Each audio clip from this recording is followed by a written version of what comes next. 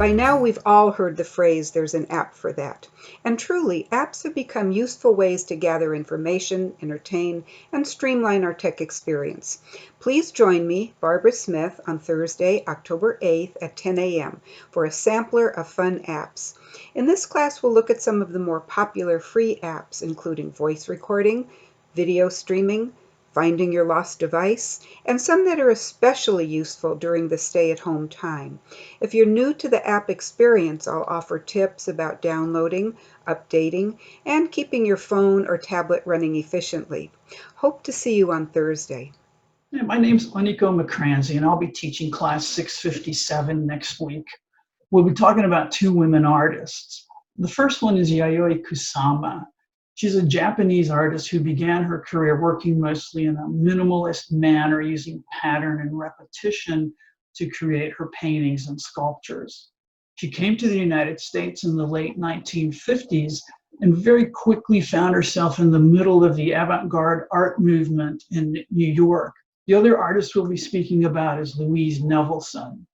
Although she was born in the Ukraine, she came to the United States when she was about 5 years old, and she says that even by then she knew she wanted to be an artist.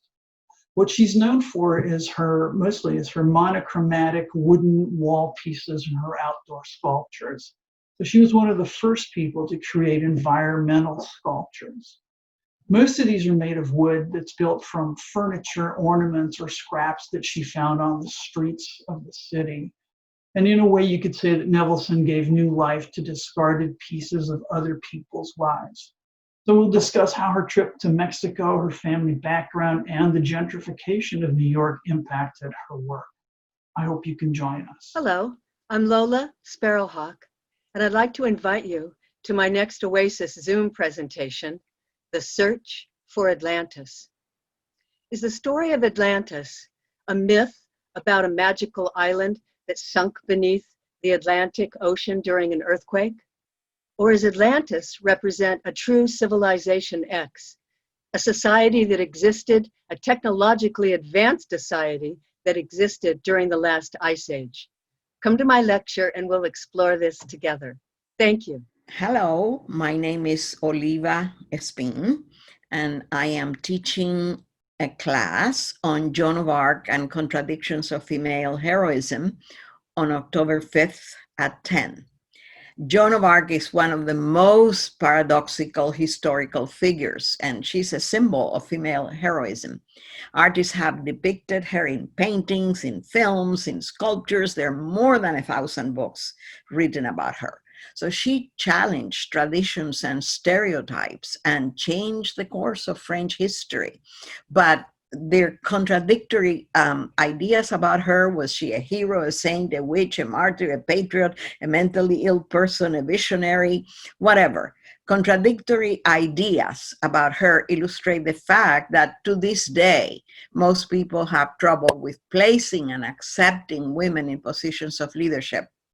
Today, we do not burn people at the stake, but women leaders are asked questions that men leaders are not asked. So we will talk about Joan's story, trying to understand more about her and who she was, and also the meaning of her life, not only back then, but also for today. Hello, I'm Larry Solomon, and I'm going to be giving a lecture on October the 8th about two of the most famous clinical psychologists, Sigmund Freud and Carl Jung.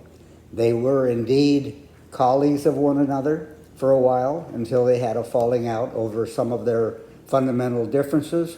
And that's what I'm going to look at in the lecture on October the 8th at 1 o'clock, called Freud and Jung, Similarities and Differences. I hope you'll join me then. I think you'll find it an interesting and an informative lecture. Thank you. You know, infectious diseases have always been a part of human existence. But pandemics like the Black Death or the Spanish flu of 1918 were ancient history and nothing to worry about, or so we thought. Well, that changed nearly a year ago when a highly infectious coronavirus escaped from China. The history of pandemics is fascinating, and 3 of them changed the course of history. On Wednesday, October 7th at 1 p.m., I'll explain what they are, why they happen, whether they can return, and the role of bioterrorism. I'll also explain how you can travel safely when life returns to normal and how you can avoid the world's nastiest germs. Hi, I'm Kai Copenhaver with Care Patrol. Join me on October 6th at 10 a.m. for COVID by the Numbers, where we're going to be looking at the statistics that are being reported on the incidence of COVID in our skilled nursing facilities, in our hospitals, in our assisted living homes and communities. We're going to be looking and drilling down more specifically into the numbers that pertain to San Diego County. No statistics background necessary. Please join me. Jamie and I would like to offer you a beautiful hour featuring her hammered dulcimer, a very special instrument. I'll accompany her on guitar. The Roots of American Folk Music, October 9th from 7 to 8 p.m., class 649. During this concert, we will go on a musical field trip, a journey that explores the roots of American music, and we'll conclude with a celebration of American folk melodies. So in your favorite seat, you'll be in the front row. Put your feet up and enjoy. Hi everyone, I'm Peter Bolland, inviting you to join me this coming Friday and every Friday for Friday Reflections here at San Diego Oasis through the magic of our Zoom machines. Let's scratch down below the surface of our ordinary lives for hidden treasure, and let's root back into the world's wisdom traditions for tools that we can wield to build a path out of this craziness toward our best life. That's what we do every Friday at Friday Reflections. See you there. Hello, I'm Melynnique Seabrook. I'll be teaching class 541, Meditation for Stress Relief in Uncertain Times. We begin October 8th, Thursday at 1 o'clock, and we have 4 sessions.